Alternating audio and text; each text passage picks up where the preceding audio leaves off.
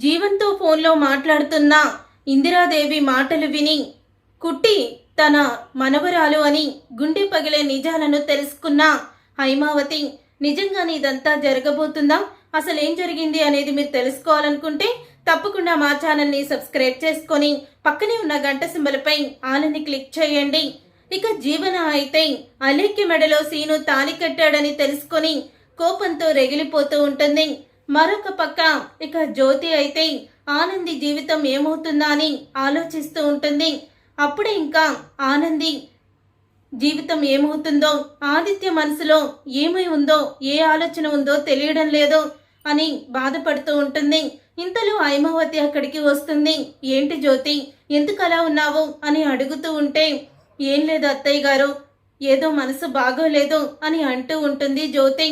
ఎవరి గురించి ఆలోచిస్తున్నావు అని అడుగుతూ ఉంటే, మన ఆనంది గురించి ఆలోచిస్తున్నాను అని చెప్పడంతో ఏమైంది అని అడుగుతూ ఉంటుంది. అప్పుడే ఇక అలేఖ్య గురించి మొత్తం కూడా చెప్తూ ఉంటుంది జ్యోతి హైమావతితో. అసలు కుట్టుకే ఎందుకు ఇన్ని కష్టాలు వస్తున్నాయి, ప్రతిసారి ఏదో ఒక గండం తనని వెంటాడుతూనే ఉంటుంది, అసలు కుట్టి జాతకమే ఏంటో అని అంటూ హైమావతి చాలా బాధపడుతూ ఉంటుంది. తర్వాత ఇక ఇందిర అయితే హైమావతి జ్యోతి మాటలు విని ఇప్పుడు అక్కడ ఏం జరిగిందో, ఇంకా ఈ జీవన ఫోన్ చేయడం లేదేంటి, నేనే ఫోన్ చేస్తాను అని అనుకుంటూ ఇందిర అయితే ఇక జీవనకి ఫోన్ చేస్తుంది. తన మాటలు విన్న ఇందిరాదేవిని హైమావతి అయితే చూసేస్తుంది. ఇదేంటి, ఇందిర పైనుంచి చూస్తుంది కానీ కుట్టికి ఇంత అన్యాయం జరిగిందా అని ఒక్క మాట కూడా అనకుండా లోపలికి వెళ్ళిపోతుంది. దీనికి డబ్బుంటే చాలు, మనుషుల విలువ తెలియడం లేదు అని అనుకుంటూ ఇక హైమావతి అయితే ఇందిరాని అడుగుదామని చెప్పి తన గది దగ్గరికి అయితే వెళ్తుంది. ఇంతలో ఇందిర జీవనకి ఫోన్ చేస్తుంది. ఏంటే జీవన, అక్కడ ఏం జరిగిందో నాకేమీ చెప్పలేదేంటి అని అడుగుతూ ఉంటే, అప్పుడే ఇక ఏం జరిగిందని చెప్పాలి పెద్దమ్మ, ఇక్కడ మనం అనుకున్నది ఏమీ జరగలేదు అని అంటూ ఉంటుంది జీవన. ఇంతలో హైమావతి ఇందిరా దగ్గరికి వెళ్ళేసరికి జీవన్తో ఫోన్లో మాట్లాడుతూ ఉంటుంది. అప్పుడే ఇక ఎవరితో తను మాట్లాడుతుంది అని అనుకుంటూ అక్కడ ఆగిపోయి చూస్తూ ఉంటుంది. అప్పుడే ఇక జీవన్తో మాట్లాడుతుందని అర్థమైపోతుంది హైమావతికి. జీవన్తో మాట్లాడుతున్నట్టుంది, ఏం మాట్లాడుతుందో వింటాను అని గుమ్మం దగ్గర ఆగిపోతుంది హైమావతి.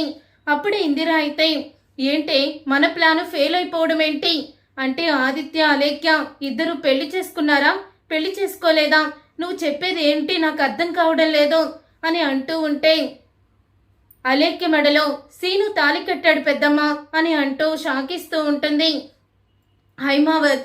ఇందిరాకి జీవన అయితే అప్పుడు అది విని ఒక్కసారి, ఏంటి నువ్వు చెప్పేది, అలేఖ్య మెడలో సీను తాళి కట్టడం ఏంటి అని అంటూ ఉంటుంది ఇందిర. ఒక్కసారి హైమావతి కూడా షాక్ అయిపోతూ ఉంటుంది. మా అమ్మాడి జీవితాన్ని నువ్వు నాశనం చేయడానికి వచ్చావు, మా అమ్మాడి జీవితం నాశనం కాకూడదంటే నువ్వు నాకు భార్య అవ్వాలని నేను నిర్ణయించుకొని నీకు మెడలో తాళి కట్టాను అంటూ బలవంతంగా మొత్తం మంది ఇచ్చి అలేఖ్య మెడలో సీను తాళి కట్టాడు అని చెప్పంగానే, ఇదేంటే ఆ అలేఖ్య బానే వచ్చింది, కుట్టి జీవితంలో ఒక అగాధం సృష్టించొచ్చని, ఆదిత్య కుట్టి ఇద్దరు విడిపోతారని ఎంతో సంబరపడ్డాము మనిద్దరం. ఇక కుట్టి అలాగే ఆదిత్య విడిపోతే తరువాత అలేఖ్యని నీ గుప్పెట్లో పెట్టుకొని మొత్తం ఆ ఇంటికి నువ్వే మహారాణి అవుతావనుకున్నాను, ఇలా జరిగిందేంటి అని అంటూ ఉంటుంది ఇందిర. అయితే అప్పుడు హైమావతి వీళ్ళిద్దరి మాటలు విని, కుట్టి జీవితాన్ని నాశనం చేయడానికి జీవన ఇందిర ఇద్దరు కూడా ఇన్ని ప్లాన్లు వేశారా, అసలు వీళ్ళు మనుషులేనా అని హైమావతి అనుకుంటూ ఉంటుంది. అదే నాకు అర్థం కావడం లేదు, ఎప్పటికప్పుడు కూడా ఆనంది ఓడిపోయినట్టే ఉంటుంది, కష్టాలన్నీ కూడా తన చుట్టూ ఉన్నా కూడా ధైర్యంగా ఉంటుంది, చివరికి తనే విజయాన్ని పొందుతుంది అని అంటూ ఉంటుంది జీవన. అయితే అవునే, చిన్నప్పటి నుంచి దాన్ని చూస్తున్నాను కదా, చిన్నప్పుడు దాన్ని ఇంటి నుంచి తరిమేయాలని దాన్ని ఇంటి నుంచి తరిమేశాను, తరువాత అది ఎక్కడెక్కడో పెరిగి పెద్దదయ్యింది, మళ్ళీ తనకి జ్యోతి సూర్య ఇద్దరూ కూడా తన కన్న తల్లిదండ్రులని కుట్టి తెలుసుకుంది. కుట్టి తెలుసుకున్న తర్వాత ఒకవేళ నువ్వు వాళ్ళ కూతురు అని తెలిస్తే మీ అమ్మా నాన్న చనిపోతారని మనం స్వామీజీ ద్వారా అబద్ధం చెప్పించి శాశ్వతంగా కుట్టిని ఇంటి నుంచి దూరం చేశాము. నిన్ను తీసుకువచ్చి ఈ ఇంటికి వారసురాల్ని చేసింది. వీళ్ళందరూ నిన్ను నెత్తిన పెట్టుకొని చూసుకుంటున్నారు. కానీ వెళ్ళి అది వెళ్ళిన ఇంటికి కోడలుగా వెళ్ళావు నువ్వు కూడా. ఇప్పుడు కూడా దాందే చెల్లుతుంది అక్కడ అని అంటూ ఉంటుంది ఇందిర. ఇక ఆ మాట విని ఒక్కసారే షాక్ అయిపోతూ ఉంటుంది హైమావతి. అయితే అంటే జీవన నా మనవరాలు కాదు, కుట్టునే నా మనవరాలు అన్నమాట. వీళ్ళిద్దరూ కలిసి నా మనవరాల్ని నాకు దూరం చేశారా అని అనుకుంటూ అప్పుడే ఇక హైమావతి అయితే ఇందిర ఎదురుగుండా నిలబడుతుంది. ఒక్కసారి ఇందిర హైమావతిని చూసి షాక్ అయిపోతూ తన చేతిలో ఉన్న ఫోన్ని కిందకి వదిలేస్తుంది. ఫోన్ కాస్త స్విచ్ ఆఫ్ అయిపోతుంది. ఇదేంటి పెద్దమ్మ, ఏదో కరెంట్ షాక్ కొట్టినట్టు ఒక్కసారి ఫోన్లో మాట్లాడకుండా పెట్టేసింది అని జీవన మళ్ళీ ఫోన్ చేస్తుంది. కానీ మళ్ళీ ఫోన్లో స్విచ్ ఆఫ్ అనే వస్తూ ఉంటుంది. అప్పుడే ఇక అక్క నువ్వా, ఎప్పుడొచ్చావక్క అని అడుగుతూ ఉంటుంది హైమావతిని ఇందిర. అయితే అప్పుడే ఇక ఇందిర అలా అడగంగానే హైమావతి ఇందిర చంప పగలగొట్టి ఇక హాల్లోకి తీసుకొస్తుంది. హాల్లోకి తీసుకొచ్చి ఏవండి సూర్య, జ్యోతి అంటూ అందరినీ కూడా పిలుస్తుంది. ఇదేంటి పెద్దమ్మ గారు అంత గట్టిగా కేకలు కొడుతున్నారు అని పద్మమ్మ, సింహాద్రి ఇద్దరు కూడా వస్తారు.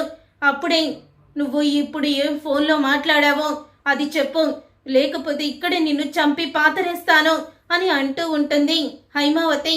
అప్పుడే ఇక హైమావతి మాటలకి ఇక ఇందిర అయితే అక్కకి నిజం తెలిసిపోయింది, ఇప్పుడు నిన్ను దాచిపెట్టినా కూడా అనవసరం అని అనుకుంటూ అప్పుడు ఇందిర అయితే అది కుట్టి అనాథ కాదు, కుట్టి ఇంటి వారసురాలు, జ్యోతి సూర్య కూతురు, జీవన నా భర్త రెండో భార్య కూతురు అని అంటూ నిజాన్ని బయట పెడుతుంది. ఆ మాట విని ఒక్కసారి సూర్య, జ్యోతి అందరూ కూడా షాక్ అయిపోతూ ఉంటారు. ఏంటి పిన్ని నువ్వు చెప్పేది అని సూర్య అంటూ ఉంటే, అవును ఈ ఆస్తి మొత్తం కొట్టేయాలని జీవన నేను ప్లాన్ చేశాము. కుట్టికి స్వామీజీ ద్వారా ఒకవేళ మీకు కన్న కూతురు కుట్టి అని తెలిస్తే మీరు చనిపోతారని స్వామీజీ చెప్పించాము. అప్పుడే జీవనని తన ఇంటి వారసురాల్ని చేసింది అని జరిగిందంతా చెప్పడంతో ఒకేసారి అందరూ కూడా షాక్ అయిపోతూ ఉంటారు. అప్పుడే పద్మమ్మ అయితే ఈ నిజం నాకు ఎప్పుడో తెలుసమ్మా అని పద్మమ్మ అంటుంది. ఆ మాట విని ఒక్కసారి షాక్ అయిపోతూ ఉంటాడు సింహాద్రి కూడా. ఏంటే పద్దాలు నువ్వు చెప్పేది అని అంటూ ఉంటే, అవునయ్యా మన బిడ్డ ఎవరో కాదో లాయరమ్మ కన్న కూతురే, ఈ ఇంటి వారసురాలు అని చెప్పి పద్మమ్మ కూడా నిజం చెప్పేస్తుంది. చూసారుగా ఫ్రెండ్స్, రాబోయే కథలో ఖచ్చితంగా ఇలాగే జరగబోతుంది. మరి ఇలాగే జరగాలని మీరైతే కోరుకుంటున్నారా? అయితే వీడియోని తప్పకుండా లైక్ చేసి ఛానల్ని సబ్స్క్రైబ్ చేసుకొని పక్కనే ఉన్న గంట సింబల్ పై ఆల్ అని క్లిక్